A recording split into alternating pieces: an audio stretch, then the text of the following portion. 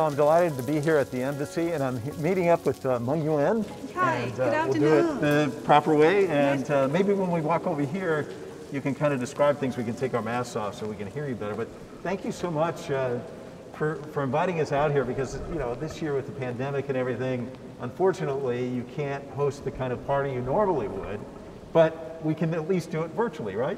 Yeah, I'm so glad to have you here, Mike.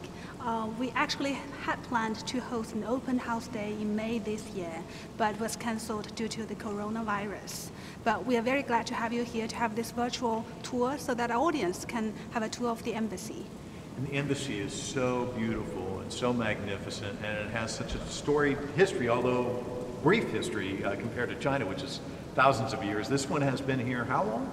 Before China and the United States established diplomatic relations in 1979, we had an initial liaison office in the US, and that was housed in Mayflower Hotel. And we had converted the Windsor Park Hotel on Connecticut Avenue into an office building. And then, as the time went by, the functions of the embassy intensified. And then in 2004, we began to build this new building. This building was completed in 2008 and put into use in 2009. I've been here for a few parties. It is just so elegant, and what makes it so striking is the architecture. So can you walk us through some of the features that really catch people's eyes? Yeah, sure. This new chancery building was designed by the famous world-renowned Chinese-American architect, I.M. Pei. I'm sure you have heard of him. Of course. Yeah. This was the first time a Chinese diplomatic mission was commissioned to a world-famous architect. And many of the elements here embodied his personal style. I think you can see that this building is a perfect fusion of the East and the West, modernity and tradition. Mr. Pei used French limestone as the exterior walls to blend with surrounding buildings. And this kind of material, as well as glass and steel, were also used in National Gallery of Art in DC, as well as the Grand Louvre Museum in Paris, and also the Suzhou Museum in Suzhou, China. And you were telling me the light features, I mean, you look at the windows, it's all so striking. Yeah. Mr. Pei also used many geometric shapes in the building, such as the square windows and the octagon lamps. These are both contemporary and also reminiscent of traditional Chinese architectural style.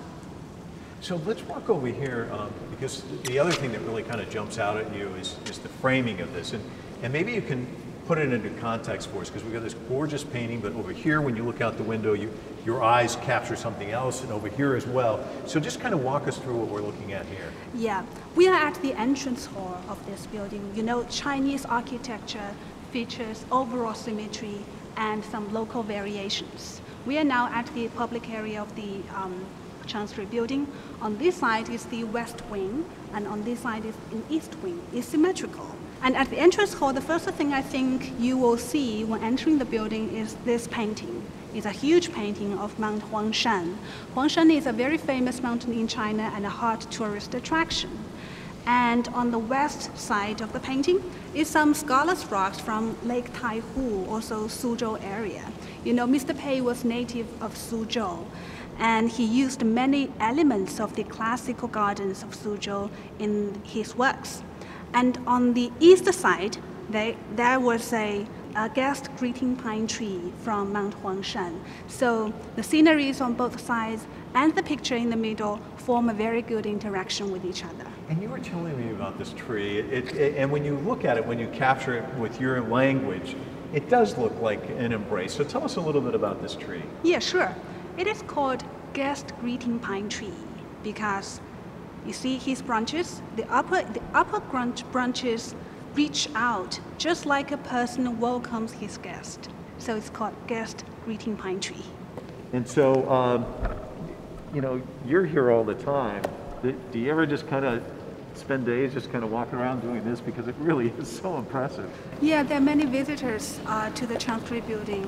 I'm so glad you can be here to take the visitors through a virtual tour of the building. Yes, I've got to be the eyes and the ears. I've got to do the job. So we'll do this. Thank you very much. And I'd this like is to your introduce, colleague. Yes. To my colleague, Mr. Li. Hi. I'm Li. Good to see you. Good to see you too. Well, maybe we can take these off And and you can kind of give us an idea of what we're looking at here. Yeah. First, you can see this vessel were used in ancient China for some rituals. This is called Hou Bu Wu Ding, because in Chinese it is called Ding. It is the most ancient ding we ever found in China. It was built in Shang Dynasty. That's around 1200 BC. That's 3,200 years ago. Wow. We know the name of the ding because you come here and you can see that it has its name carved inside. Oh, yeah, you can see it there, yes. Mhm. As I said, it's called Hou Mu Wu Ding. Hou means queen, and Mu means mother. And Wu, we believe it's the name of the queen. So the queen's son, he is also a king of in Shang Dynasty. He built this vessel to honor his mother. And in Chinese, the word Ding was used to symbolize the integrity and unity of a nation. So that's why we put in the center of the hall and surrounded by 4 paintings of our famous mountains. Yes. So Tell us about the paintings, because each one is from a different region, or it's actually a different season, right? As yeah, well. yes, of course. This one is Mount Huangshan. It's in the southern part of China. It is famous for its specially shaped pine trees. That one, that is Mount Huangshan in the western China. And it is famous for its steep mountain ridges. This one, you can see a lot of yellow in it. So that's Mount Taishan in northern part of China. The last one is Mountain Taishan in the east part of China. And you can see it is covered in snow, so it's definitely winter. We call Taishan the premier of all mountains. Actually, the name of this painting is Premier of All Mountains. And why we call that has some cultural backgrounds, because in ancient China, there were important ritual, we call it Fengshan. Every few years, emperor would travel to the Taishan, offer some sacrifice to a god, and prayed for the prosperity of his nation. So it is seen as a connection between human and heaven. That's why we call it Premier of All Mountains. So now we're, I guess, going to head downstairs. Yeah, right? that's my colleague, Mr. Sun.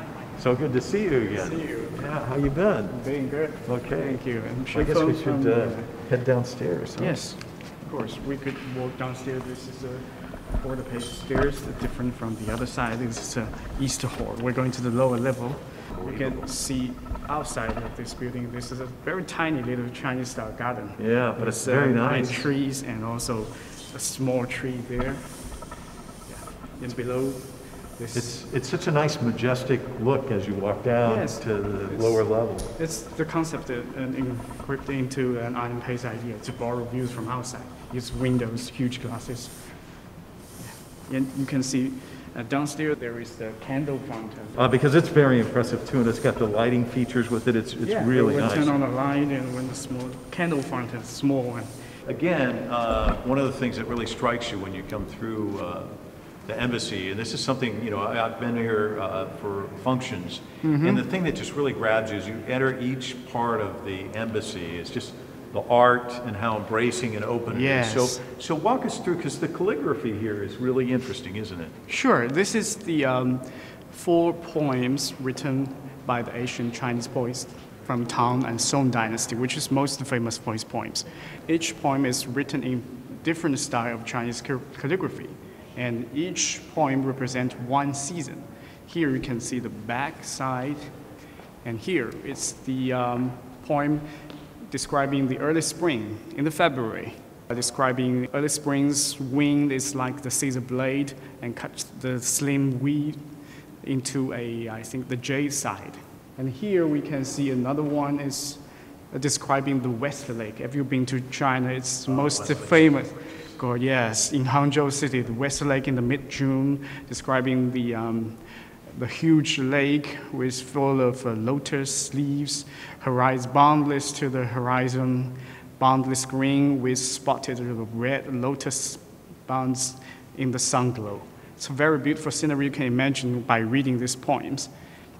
And here we have another one to describe the autumn when the poet climbing on the mountain and was attracted, amazed by a maple forest in dust.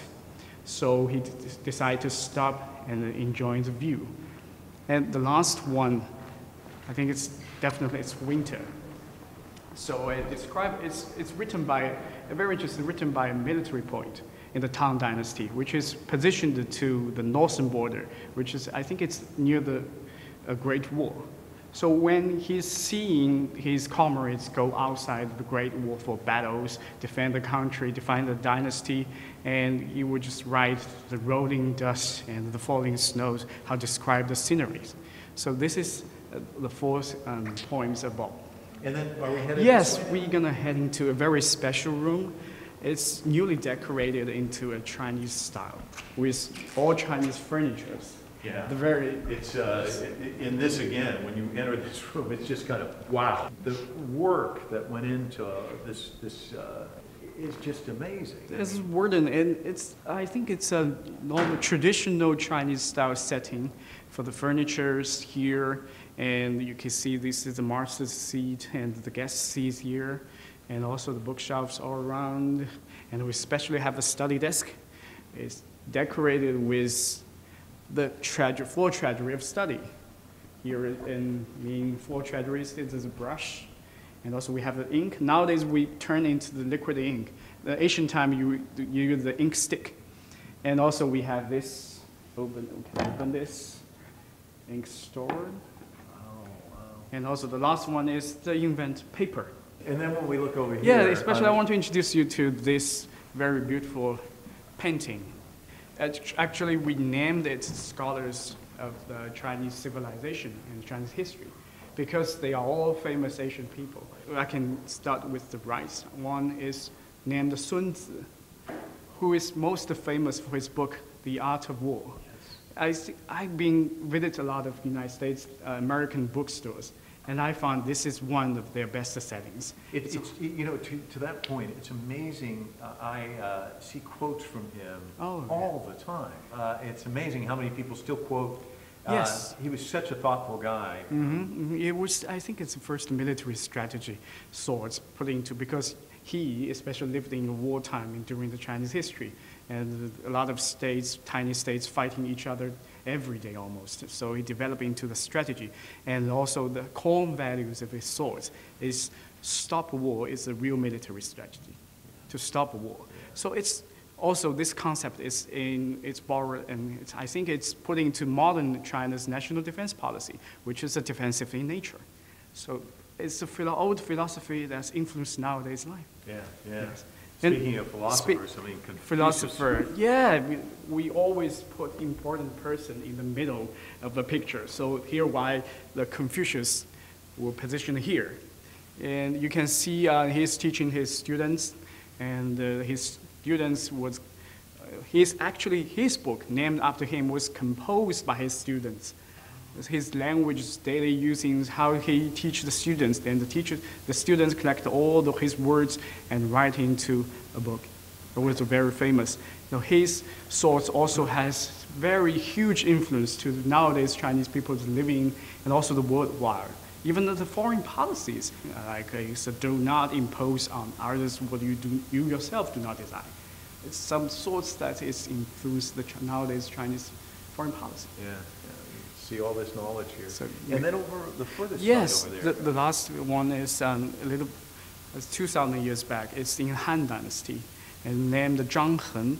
So he's a scientist, Asian Chinese scientist. He developed that is powered by water and assisted to astronomical observation. And also he invented a device that to detect the earthquake. So he's very famous for his achievements, and UN has named one lunar crater and another asteroid in the solar system after his name. Ah, here's your friend. Here's Shuran. Hi, nice to meet you. Good to see you. So this is another beautiful, beautiful room. That's Tell us right. about it. This is the biggest room in the embassy, the Grand Ballroom. And normally we hold the spring festivals and the National Day festivals here. So it actually covers about 10,000 meters feet. Wow, it's very, very Yeah, big. that's right. And normally accommodates about 800 people in here. And so then most of the people will, they'll come down the stairs, they'll come in here, and then up here on the stage, a lot of times you'll have performances, speakers. Kind of give us a rundown. If this was a normal year, I'd come That's in here and right. I'd talk to you, and then what would be going on? There'll be some dances, some singings on the platform, and there are some exhibitions in that hall too. And there is some traditional Chinese food in this room to share for our foreign guests. Fantastic. And it is so nice and spacious. And of course, tell us about what we're seeing up here. Well, these are actually still echoing the design of I Am Pei. And we can see the marble lines on the carpets are also echo of the marble line of the contour of the embassy. Very, very, very nice. Next, we'll be heading to the bamboo room. It is also a room where our ambassadors and ministers meet with their foreign guests.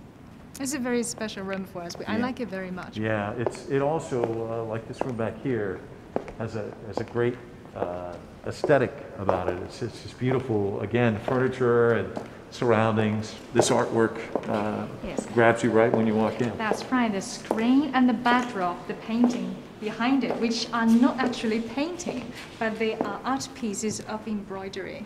Wow.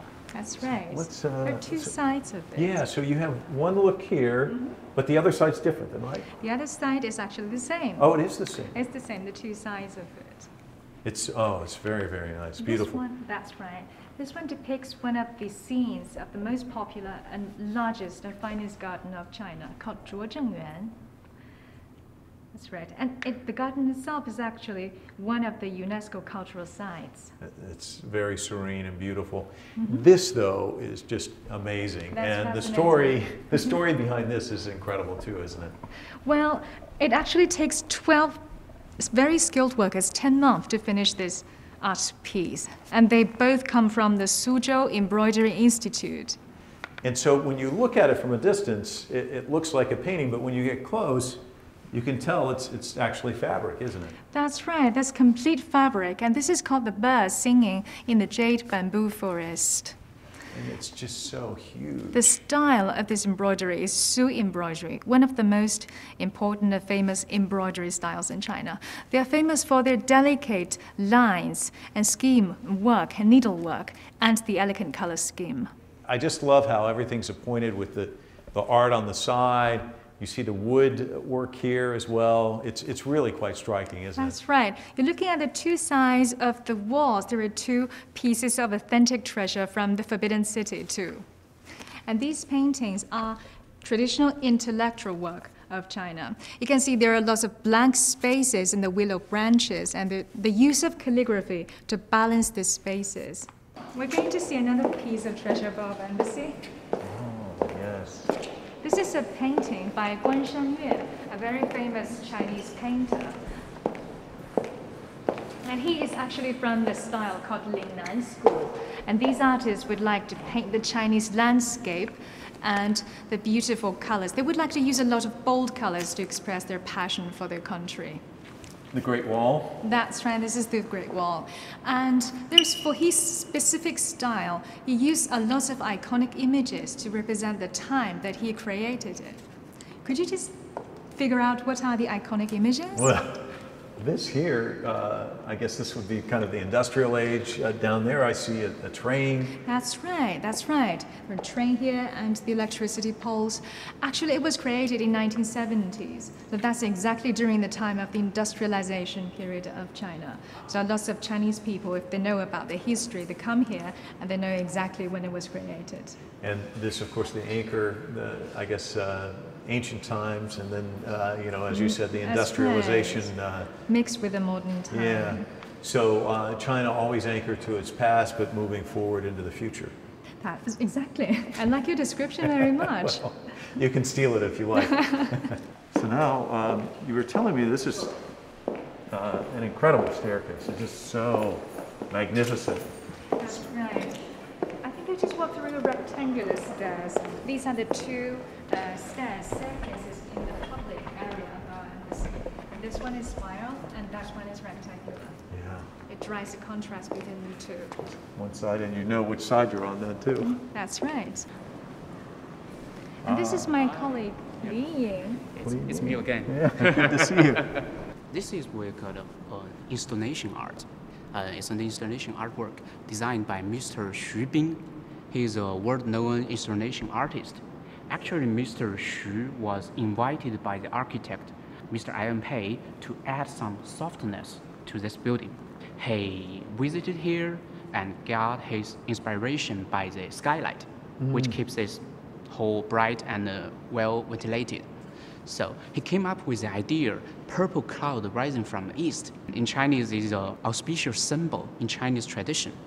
So he designed this artwork not only to simulate the rise of air in the hall, but also to give his blessings to every visitor. This artwork consists of more than 300 plexiglass petals.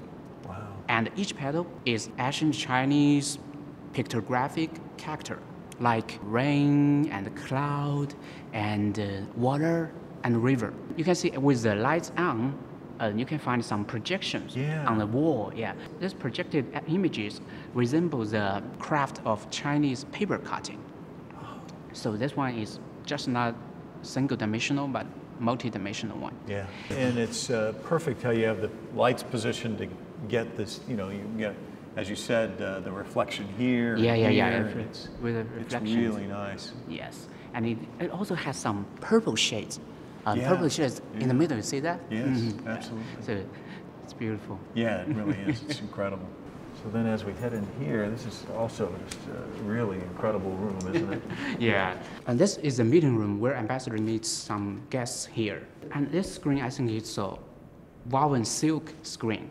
And it's hand woven with gold threads. Usually it would take one skilled worker at least 2 to 3 years to finish it.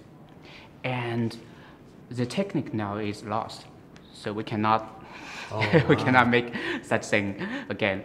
And it is from the Palace Museum, the Forbidden City. Oh, yes. So it also has some auspicious symbol on it, like the Buddha hand representing longevity, and you can see some grapes and some longans, and a flower basket representing fertility, and so on. On the background, we have a painting. This painting is called The Splendid Motherland, created by Mr. Chen Zhengguo, a contemporary Chinese artist. The painting depicts a panoramic view of the Great Wall, winding through a lush forest of pine trees and cypresses, which symbolize the long-term prosperity of our nation. Incredible. And on both sides of the wall are the works of Shen Quan, a Chinese artist who lived in the 18th century. The Metropolitan Museum of Art in New York has a collection of over a dozen works of him. These 6 scrolls are a perfect demonstration of Shen Quan's craftsmanship, with meticulous rendering of flowers and birds and sophisticated composition within a rectangular frame. Well, thank you so much for the tour. Yeah, this has been great. My pleasure. Yeah. It's our pleasure. Thank you for coming. Yeah. Let's do this officially before I say goodbye. Thank you. Thank you Thank very you. much. 谢谢. Thank you. 谢谢. So I guess the takeaway for me, one of the most impressive pieces is this one right here. To think that, 12 people working on this for 10 months, creating something, weaving it together. You think about how painstaking that is, but then you think about this room and what happens here, and the fact that, at some point, the ambassador could be sitting right here and holding a conversation. And you think about not just the beauty of the art, but the beauty of diplomacy and the beauty of history and how it's all resting here in this building. I hope you've enjoyed this virtual tour as much as I have. Next year, hopefully, you can come and see it in person.